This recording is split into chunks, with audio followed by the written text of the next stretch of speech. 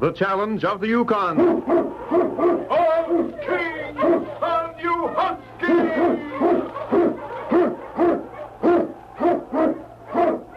King, the swiftest, strongest of Eskimo lead dogs, blazes the trail through storm and snow for Sergeant Preston as he meets the challenge of the Yukon.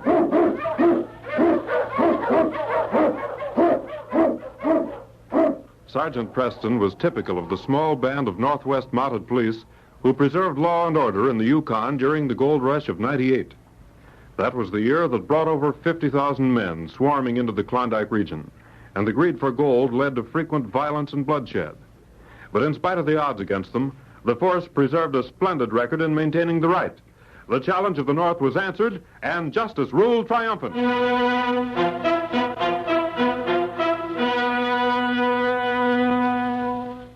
Driving, ceaseless snow made the vast Yukon a blurred mass of whiteness. But even the fury of the storm could not obscure the natural protection of a group of huge rocks that shut out the merciless winds. It was there that two men crouched, guns within easy reach, while they rubbed their hands together for warmth. You picked a fine day to do this job, Manny. I ain't seen weather like this since I come to the Yukon. Listen, Tom, you know the reason we're here. I can't help it if Jim Glynn always drives into Melville City on Wednesdays, can I? Rain, snow, or shine don't make no difference to him. It'll have to be a plenty rich haul to be worth freezing to death. Glynn's carrying the finest lot of furs this side of the Great Divide. I know that for a fact. Well, he's done his last bit of trapping. You see him coming yet, Manny? I can't see far beyond these rocks. You ought to be along. You know, Tom, I don't like the idea of doing away with Glynn. Ain't no other way to get our hands on them furs, is there? No. Well, then. Murder's the one thing we ain't done, Tom. Only because we get what we wanted without it. The other robberies were easy. Yeah. Ain't he coming yet? Yeah. I think that's a sled along there, but it's too far away to be sure. Yeah, wait a minute. Let me see. Ever since you had that touch of snow blindness, you can't tell a man from a grizzly at 30 feet. I think he's coming, Manny. Yeah. We'll wait till he's alongside of these rocks, then... And we'll open up on him, huh? That's the idea. Got your gun ready? Yeah. Well, we'll just wait now and surprise Mr. Glynn. He's making right good time. Yeah. He's got a good set of dogs. What are you grinning at? Jim Glynn racing like that to the bullet... This ain't no time for jokes, Tom. Sometimes Take it easy, kid. Here he comes now. Get ready. Mush, you hullabaloo! Mush! That did it. Come on, Tom. Let's get those furs and get out of here. Watch out for that lead dog there, Manny. He's loose. All right. But I want to get these furs on the wire sled. Look out, Manny. He's going to jump. Oh! Get down, you mutt! Oh, let go of my hand! Oh! Nice shot, Manny. Nice shot. That mutt tore my hand. Say, he sure got you. Here, let me help you. I'll have to put a bandage of some kind on till we get to town. It'll be a while before you'll be able to do much with this hand, Manny. I'll take care of it when we get back to town. Come on, Tom.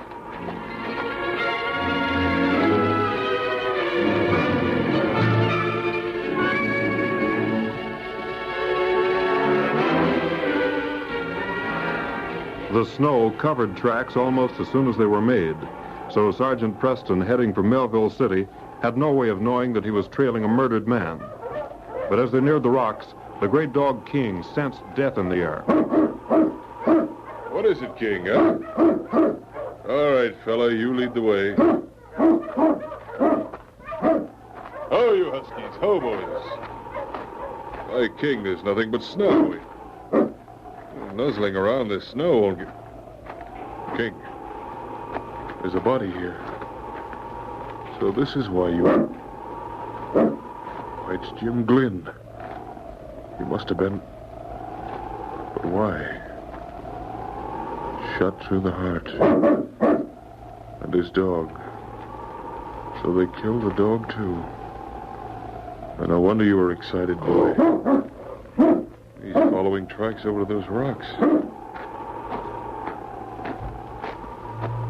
Oh, now I begin to see. Tracks here haven't been covered by the snow. Sheltered by rocks. Those two men were standing here. They waited here till Jim Glynn was practically in front of them before they fired. Jim didn't have a chance. If they waited here, then they must have... Well, it's hard to tell which way they went. Well, King, what have you found now?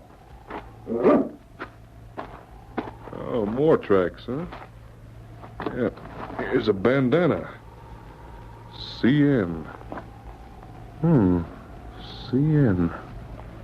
Now, who could... Newton. Cy Newton. He pulled in here about the same time the two other fellows were here. The tracks don't differ. They're about the same depth. King, we're going to Melville City to call on Cy at the Silver Lantern Cafe.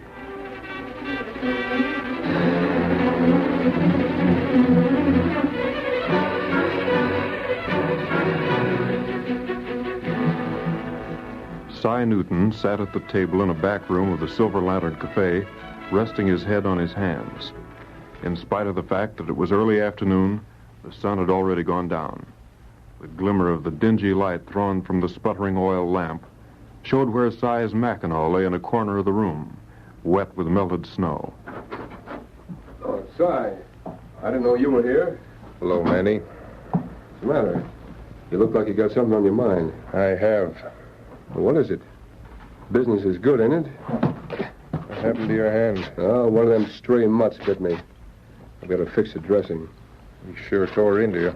Yeah, I guess he belongs to one of the trappers out front. Ain't no use lying to me, Manny. Lying, do you? Yeah, I know how you got that dog bite. I don't savvy what you're driving at. Come on, we'll have a few drinks. You're just down in the dumps.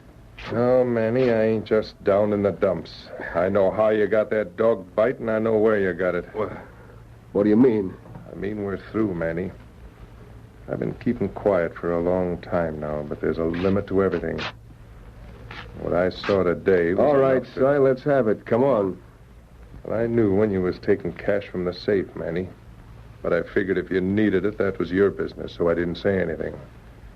Then you started bringing them low-down friends of yours in here. You better be careful what you say, Cy. I'm getting this off my chest, and then you're getting out of here.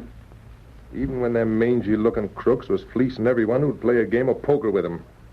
Because they was your friends, it was all right. And as long as I got half interest in this cafe, they can still come here. If you're smart, you'll get out of the Yukon, Manny. When them fur robberies started, I didn't connect anything at first. That is, I didn't till you began flashing around so much extra money. I won that money at poker. You ain't never held a winning poker hand in your life, and you know it. But I got all I can take this morning. I was at Split Rocks, Manny, and I saw what happened to Jim Glynn. Why, you... Oh, don't worry, I'll keep quiet. You're clearing out of this cafe. You and all your friends, Manny. You and me are through, do you hear? I don't care if I ever see you again. Not gonna be that... Manny and Cy didn't realize that as they talked, their voices took on the loud, argumentative ring that carried to the ears of Manny's friends, playing poker in the back of the cafe. Well... It's us, Manny. The door opened, and led by Tom Bryant, 6 men filed into the room, their hands resting on their guns. Cy's appraisal of their worth left no margin for improvement. The dregs of the Yukon stood in that room, and Cy, as he glanced over the lot of them, shivered. Well, We thought you might... this is a private argument. You boys can clear out. They can clear right out of the cafe while they're at it. Are you going to tell them, Manny, or will I? You'll regret this, Cy. I ain't regretting nothing. Only thing I'm sorry for is the day we went into business together. I think we better stick around, boys. Now get out, all of you. You can't prove a thing, Cy. I can prove everything I said. That hand of I yours was... told you you'd better get him out of the way. If you won't drop him, I will. What the? My arm! Let go of my arm! I'm going to finish you off right now. Drop that gun, Manny. Why, you yellow skunk. You ain't hit, Manny? Manny. Manny. No, you don't. You've done what you set out to. Here, let me see that man. You better take care of Newton, Mountie. You still got life in him. Come on, Rube. After you two help me carry him out. Just a minute. All right, boys, come on. Yes, King, I know. We shouldn't have let them get away. There's something mighty strange here. But I think this might be the best way to get to the bottom of it. Oh, my head. It'll be all right, Cy. Got a nasty bump there.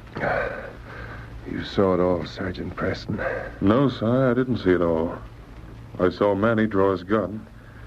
Next thing I knew, you'd fired, and Bryant rushed up to Manny before he fell. Oh, I did it all right. I killed him, Sergeant. Now, listen, Si. I want you to tell me exactly what happened. From the beginning.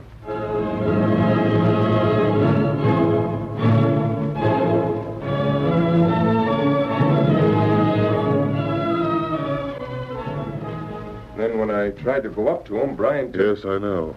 Bryant's pretty free with his fists. I didn't aim to do no shooting. I didn't even think I hit him when he dropped. You couldn't hit the front of a house at 10 feet, Si. What are you looking for, Sergeant? Manny drew first. I saw him. Yeah, but what's that got to do with it? He could have easy killed me and... Oh, well. I guess it's up to you now, Sergeant. I'll just come along with you. Wait a minute. Well, I'm under arrest, ain't I? Well, I can't arrest you till Manny's proven dead. Now, let's see. You were standing right here. I can't see what you're driving at. It seems to me... You stand here, Si. Here? Yes. Now...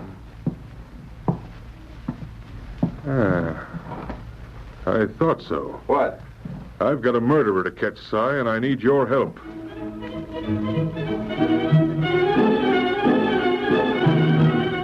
A rumor spread through Melville City like wildfire.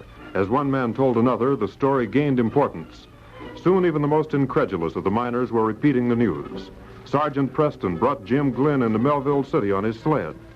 Jim, badly wounded, was being cared for in a room at the Silver Lantern, and Si was held in jail. Will he be able to name the men who robbed him, Sergeant? If Jim Glynn is able to speak, he'll undoubtedly name the men who tried to murder him.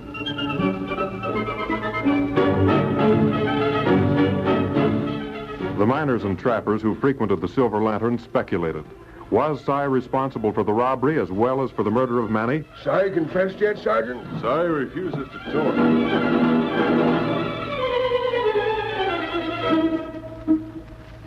Did you hear the news, Manny? Yeah. Preston's waiting for Jim Glynn to talk. I wonder if Glynn saw us. We can't take no chances. He might have had a good long look at us while we was low in our sled. What do you aim to do? We'll make sure he don't talk.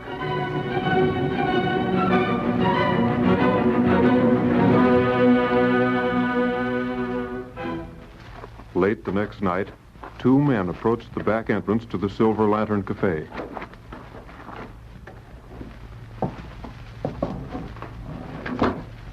Lucky you had that key, Manny. Yeah. Si ain't been around to change a lock. You can't change much when you're in jail. Come on, let's get this over with.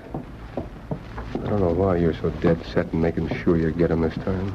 You ain't got a thing to worry about. As far as everybody knows, you're dead. But if Glynn talks, I'll be the one to be jailed for that shooting. That Mountie hadn't picked him up. Come on. He ought to be in this room. He's sleeping. He'll never know what hit him. Go on.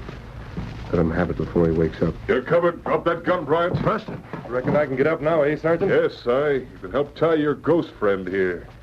So you're very much alive, Manny. I thought... You believe that story about Jim Glynn being still alive, didn't you? You brought him in on your sled. We brought Jim's body to Melville City. Then Si told the barkeep would use the back room here for Jim till he recovered. We've been tricked. You ain't been tricked any worse than you tried to trick me, you low-down skunks. I'd have hung for killing you, Manny. You're under arrest, both of you. You'll have to get me first, Mountie. I'll shoot, Manny. Let go! All right, now shoot, Mountie. If you do, you'll hit Si. Go on, Sergeant, shoot! Yeah, shoot. I'm getting out of here, see? I'm using Si for a shield. At him, King. Get him, boy. Oh, my hand! Let go of my hand! Here, Si, you keep this gun on Bryant. All right, King. Oh. That's the second dog to catch your left hand, isn't it, Manny? You're under arrest. Yes, King, the case is closed.